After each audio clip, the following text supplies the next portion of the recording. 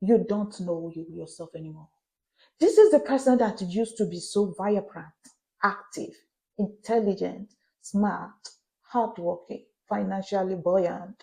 You wake up one day and then you realize that you are not even that person. You don't even know yourself anymore. I want you to know that this is what happens when you insist on being in an abusive relationship.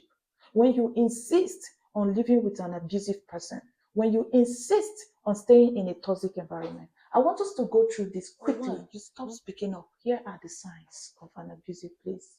This is what happens. Signs you have lost yourself. You don't know yourself anymore. You stop speaking up. Why?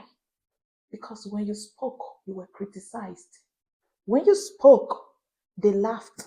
Just subtle jokes. When you spoke, they made something about it. Something they said about. I once lived with someone that was abusive to me. I didn't know it was abuse before. Each time I speak, this person will be like, what are you saying? This thing does not make sense. Shutting down, not speaking, being quiet. I didn't want to talk. I suddenly became a quiet person. On a normal day, I'm not a quiet person. So most quiet people you meet, when I meet someone in a very quiet way of low self-esteem, I don't accept this ideology that says I am an introvert, I don't talk. Some of them are going through abuse and they are shutting down. You stop speaking up when you are in an abusive relationship. I want you to know these signs very well. You stop speaking up. Never ever lose your voice, no matter where you find yourself. If it is abusive environment, come out. If it is abusive environment, do what? Come. Okay. So you stop speaking up and you fear upsetting others. Hey, me, I don't want wahala. I don't want problem. The last time I spoke, I entered into trouble. The last time I spoke, this is what happened. This person was not happy with me. Today, I don't want that wahala. You don't want wahala. So you are choosing other people above you. You don't want to upset others, Abi. You don't have your own mind. There was a video I made on this page. I said, have a mind of your own. You don't have your own mind. Can you check and have your mind? Can you try to have your own mind? Can you try to make your own decisions and stop saying you are upsetting others? Live your life, especially if you know what you are doing is right. You don't owe anyone an explanation. Live in abusive relationship, you know what happens. The fear of upsetting others. I was once like that. So I walk on eggshells. I don't want to offend anybody. In fact, if I walk into any room, the first thing I am doing is to scan the whole environment to see that everything is intact before I leave. But while I was doing that, I was shrinking myself. I was living below who God wanted me to be at the moment. Another option, blame yourself. Small question. You are trying to make the person happy. It was because of this. That is what this thing happened. Even in the office, you start noticing. Please check out people that are over explaining themselves. Even at workplaces, you will discover that most of them are in abusive relationship.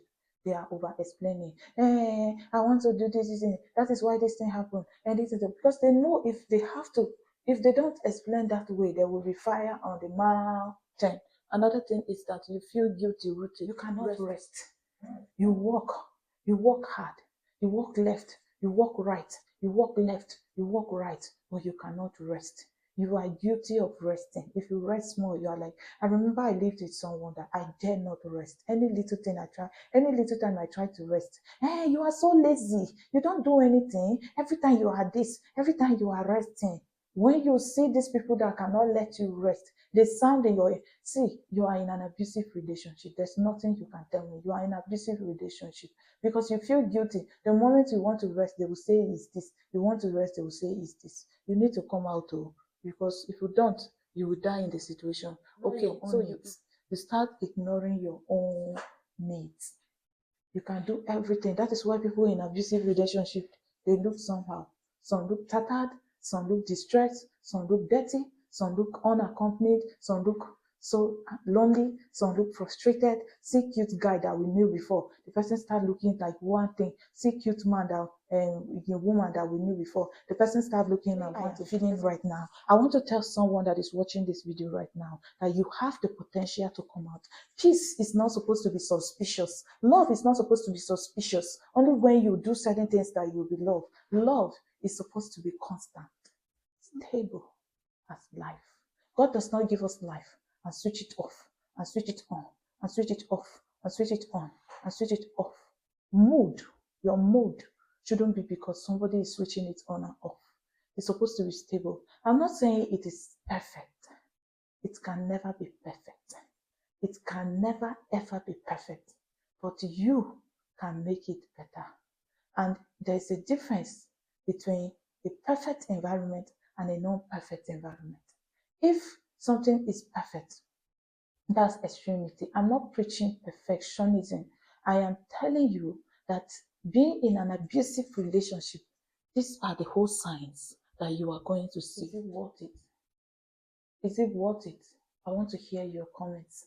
I want to hear your thoughts about this. Are there other signs of living in an abusive relationship that I've not mentioned? Have you considered your health, your sickness, your life first? Have you considered those children that you are training in an abusive environment? Maybe you have not thought about all these things. Why don't you bow down and think about them?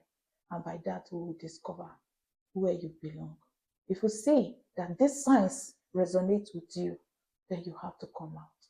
If you may not have the finances, maybe they have trapped your finance, but you can say, I met a man. I went to a driving school to learn how to drive a car.